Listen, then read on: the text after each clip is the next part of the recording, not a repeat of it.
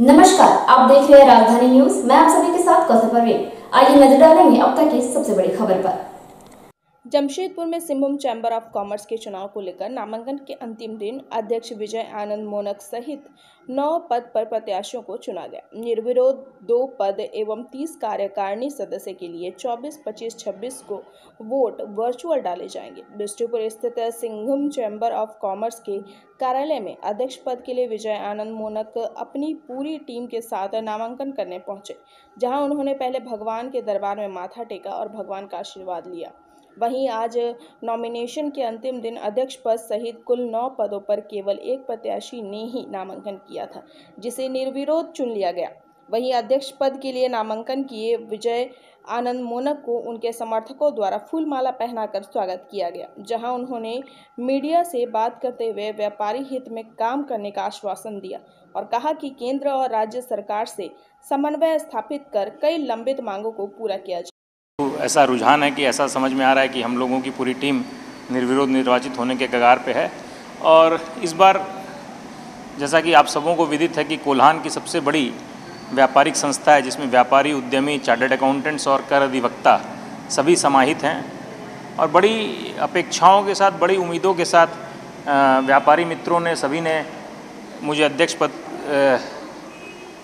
का दायित्व ग्रहण करने का आग्रह किया। और चूँकि मैंने भी चैम्बर ऑफ कॉमर्स में विभिन्न पदों पर लंबी सेवा की पारी दी है, तो मेरे भी मित्रों ने और मेरे चैम्बर के कलीग्स ने और चैम्बर के पूर्व अध्यक्षों का जिनका आशीर्वाद मुझे प्राप्त है, उन सबों का यह सलाह था कि मुझे भी अध्यक्ष पद का दायित्व ग्रहण करके अपने और कलीग्स जो मेरे साथ हैं उनके लिए मार्ग प्रशस्त करना चाहिए।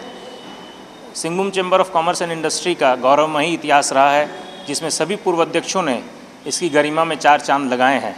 ये बहुत गर्व का विषय होगा कि मुझे भी इसे सुशोभित करने का अवसर प्राप्त होगा।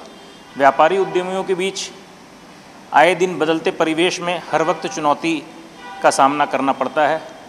अगर मैं ट्रेडर्स की बात करूं, दुकानदारों की बात करूं, तो देश के कई विकसित राज्यों में ट्रेडर्स की समस्याओं के निदान के लिए ट्रेड कमिश्नर की नियुक्ति की गई है।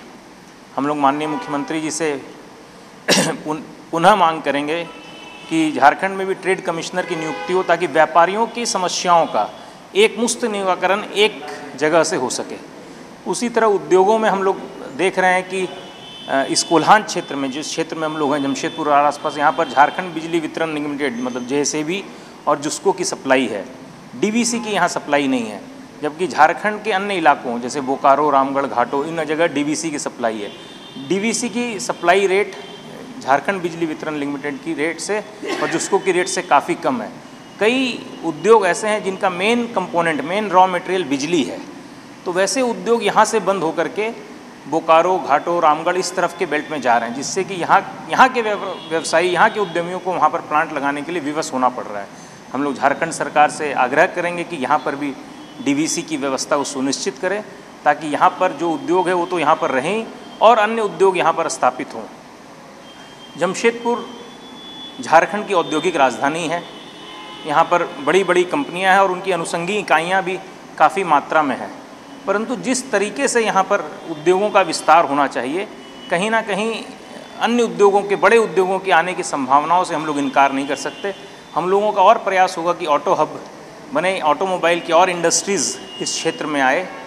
हमारे चैनल को लाइक, सब्सक्राइब करना ना भूलें। आज के लिए बस इतना ही। कल फिर मुलाकात होगी कुछ बड़े और खास खबरों के साथ। तब तक के लिए हमें और हमारी टीम को दीजिए इजाजत। नमस्कार।